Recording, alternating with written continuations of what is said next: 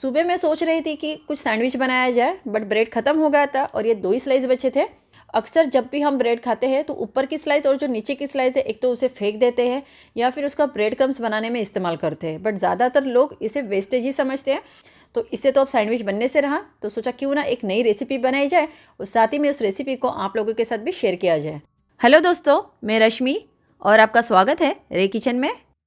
और अगर आपने मेरे चैनल को अब तक सब्सक्राइब नहीं किया है तो सब्सक्राइब करें और बेल आइकन को प्रेस करना ना भूलें। तो गैस पे मैंने पैन चढ़ाया है और आप नॉर्मल कढ़ाई का भी इस्तेमाल कर सकते हैं और इसमें मैं इस तरह से ब्रेड को रख दूंगी। और यहाँ पे मेरे पास आधा कप दूध है, ये रूम टेम्परेचर वाला दूध है। और एक बात कि मैंने इसके एजेस कट करके नहीं लिए क्योंकि पूरा होल ब्रेड हमें इस्तेमाल करना है, तो कोई ज़रूरत नहीं है। बाद में आप देखोगे कि बहुत ही बढ़िया रेसिपी बनने वाली। इस तरह से आपने इससे पहले ना ये रेसिपी बनाई होगी ना देखी होगी और सोची भी नहीं होगी। और अब हम दूध में जो है इसे इस तरह से थोड़ा थोड़ा तोड़ तोड़ के अच्छे से चूर करते हुए दूध में ब्रेड को जो है पका लेंगे। बेसिकली इसका एक हमें स्मूथ पेस्ट रेडी करना है। अभी आपको लग रहा होगा कि इतनी सारी झंझट या इतना मेहनत करने की क्या ज़रूरत है, नॉर्मल दूध में भी हम ब्रेड को सोख करके रख सकते हैं, तो वैसे भी आप इसे कर सकते हैं। बट उसमें होगा ये कि नॉर्मल दूध में अगर आप ब्रेड डालोगे तो आपको वेट करना पड़ेगा, तो ये फटाफट हो जाएगा क्योंकि दूध जैसे जैसे गर्म होगा वैसे वैसे ब्रेड जो है पकना स्टार्ट हो जाएगा और इसमें मेल्ट होना स्टार्ट हो जाएगा। अब देखिए बातों बातों में तो 1 से 1.5 मिनट हो गए हैं और आप देख सकते हैं कि ब्रेड पूरी तरह से इसमें से अच्छे से मिक्स हो गया है। अभी आप देख सकते हैं कि जो हमारा ब्रेड है उसने दूध को अच्छे खासा सोख कर अच्छे से ये मैश हो गया है, बिल्कुल भी इसमें गुठलियाँ नहीं है। गैस को कर देते हैं ऑफ। 2 मिनट से भी कम समय लगा है और हमारा ये पेस्ट बनके रेडी है। इसे अब हम एक बाउल में निकाल लेते हैं। अब हम करेंगे कि इसमें हम बाकी का फ्लेवर और बाकी की चीज़ें ऐड कर लेते हैं। तो यहाँ पे मैंने आधा कप सूजी यानी कि रवा लिया है। इस रेसिपी के लिए हम बारीक वाली सूजी का इस्तेमाल करेंगे। अभी आप कहोगे कि आप सूजी डाला है, मेरे पास सूजी या रवा नहीं है। कोई बात नहीं, अगर आपके पास सूजी या रवा नहीं है तो आप यहाँ पे मैदे का भी इस्तेमाल कर सकते हैं। तो मैं आधा कप इसमें सूजी डाल रही हूँ। अब हम इसमें 1 बड़ा चम्मच भर के मिल्क पाउडर डालेंगे। अगर आपके पास मिल्क पाउडर नहीं है कोई बात नहीं, आप बिना इसके भी इसे बना सकते हैं। वैसे भी हमने इसमें दूध तो डाला हुआ ही है। अब मैं इसमें चुटकी भर कहो या फिर पाव छोटा चम्मच के करीब दालचीनी का पाउडर डाल रही हूँ। इसे सिनेमन पाउडर भी कहते हैं, जो कि मार्केट में बहुत ही आसानी से मिल जाती है। या फिर यहाँ पे आप नटमेग का इस्तेमाल कर सकते हैं, उसे भी आप थोड़ा सा ग्रेट करके डालें, या फिर सिंपली इलायची पाउडर का भी इस्तेमाल कर सकते हैं, जो कि घर में अवेलेबल होता ही है। मीठेपन के लिए मैंने यहाँ पे पीसी हुई चीनी ली है, जो कि 2 बड़े चम्मच में इसमें डालूंगी। अगर आप चीनी खाना पसंद नहीं करते हैं तो आप यहाँ पे हनी का भी इस्तेमाल कर सकते हैं। हनी यानी कि आप शहद भी इसमें डाल सकते हैं अगर आप बहुत ही ज़्यादा हेल्थ कॉन्शियस हो तो। और चीनी में यहाँ पे 2 बड़े चम्मच इसलिए ले रही हूँ क्योंकि मैंने ऑलरेडी इसमें मिल्क पाउडर भी डाला हुआ है, जो कि हल्का सा मीठा होता ही है। तो मीठापन जो है अपने पसंद अनुसार कम ज़्यादा रख सकते हैं। साथ ही में मैं इसमें लगभग 1 बड़ा चम्मच बारीक कटा हुआ फ्रेशली धनिया डालूंगी। हल्का सा तीखापन इसे मिले इसलिए मैं इसमें पाव छोटा चम्मच कुटी हुई काली मिर्च ऐड करूंगी।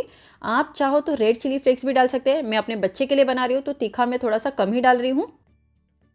साथ ही में यहाँ पे मेरे पास वेनिला एसेंस है, इसके 2 से 3 बूंदे डालूंगी। बट अगर आपके पास वेनिला एसेंस नहीं है तो जैसे कि मैंने कहा कि आप नहीं भी डालो तो भी चलेगा, जो चीज़ें आपके पास अवेलेबल है आप उसका इस्तेमाल कर सकते हैं। तो चलिए अब हम इन सारी चीज़ों को सबसे पहले अच्छे से मिक्स कर लेते हैं। अगर हमें लगेगा तो ही हम इसमें और दूध ऐड करेंगे। आप लोग सोच रहे होंगे कि अरे यार ये 2 बचे हुए ब्रेड के स्लाइस से क्या बनेगा, मैं जाम ब्रेड लगा के खा लेता हूँ या फेंक देता हूँ। बट यकीन मानिए जब आप इस पूरी रेसिपी को देखोगे ना तो आप देखकर दंग रह जाओगे कि बचे हुए ब्रेड से भी कितना बढ़िया नाश्ता बनता है। तो अभी आप देख सकते हैं कि मैंने इसे मिक्स कर लिया है, बट ये काफ़ी ड्राई लग रहा है। तो अब यहाँ पे मैंने आधा कप दूध और लिया है, तो इसमें से मैं पहले पाव कप दूध डाल देती हूँ और पाव कप में बचाती हूँ। तो अभी भी मुझे थोड़ा कम लग रहा है तो बचा हुआ आधा कप भी डाल देती हूँ।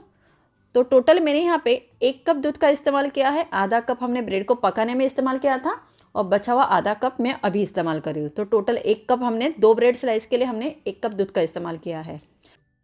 इस रेसिपी को देखने के बाद है ना, आप इसके बाद कभी भी जो लास्ट के ब्रेड के स्लाइस है ना वो फेंकोगे नहीं और सिर्फ ब्रेड क्रम्स बनाने में इस्तेमाल नहीं करोगे, बल्कि आप इस तरह का नाश्ता बनाकर बच्चों को खिलाओगे। तो ये हमारा बैटर बिल्कुल रेडी है। आप देख सकते हैं परफेक्ट कंसिस्टेंसी है इसकी, ना तो बहुत ज़्यादा पोरिंग है और ना ही ज़्यादा ड्राई है। अब हम करेंगे कि इसे ढक देंगे और 5 मिनट के लिए छोड़ देंगे। वो इसलिए क्योंकि हमने इसमें सूजी यानी कि रवा का इस्तेमाल किया है, वो हल्का सा फूल जाए और सॉफ्ट हो जाए, इसलिए 5 मिनट इसे इस तरह से छोड़ना बहुत ही ज़रूरी है। 5 मिनट हो गए हैं। सूजी और ब्रेड ने अच्छे से दूध को सोख लिया है और मिक्सचर अभी एकदम परफेक्ट है। इसी तरह की कंसिस्टेंसी चाहिए, ना तो एकदम गाढ़ा होना चाहिए और ना ही एकदम पतला। अगर आपको लगे कि ये थोड़ा ज़्यादा ड्राई लग रहा है, आप चाहो तो यहाँ पे 1 से 2 चम्मच दूध इसमें थोड़ा और ऐड कर सकते हैं, बट मैं नहीं डाली हूँ क्योंकि मेरे लिए ये कंसिस्टेंसी एकदम परफेक्ट है। तो चलिए अब नाश्ता बनाना शुरू करते हैं। नाश्ता बनाने के लिए मैंने यहाँ पे इस तरह का सैंडविच मेकर लिया है, बट अगर आपके पास इस तरह का सैंडविच मेकर नहीं है तो मैं आगे आपको बताऊँगी कि आप बिना इसके भी कैसे बना सकते हैं।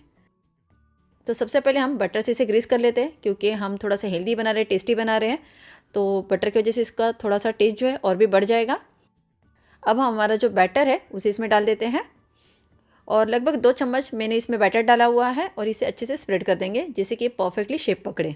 अब हम इसे ढक देते हैं और इसी तरह से लो टू मीडियम के बीच रखते हुए इसे 1 मिनट के लिए सबसे पहले पकने देंगे, जिससे कि इसकी जो एक साइड है वो अच्छे से सेट हो जाए। 1 मिनट हो गया, अब हम इसे पलट देंगे।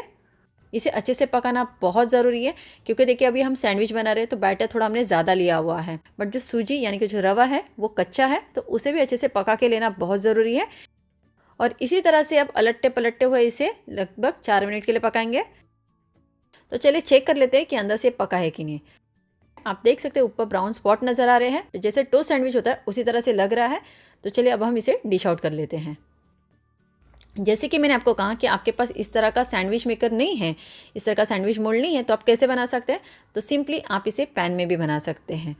तो यहाँ पे मैंने पैन लिया है, तो सबसे पहले थोड़ा सा घी डालेंगे और पैन को ग्रीस कर लेंगे। बहुत ज़्यादा घी या बहुत ज़्यादा तेल से इसे नहीं बनाना है, आप बटर या फिर तेल का भी इस्तेमाल कर सकते हैं।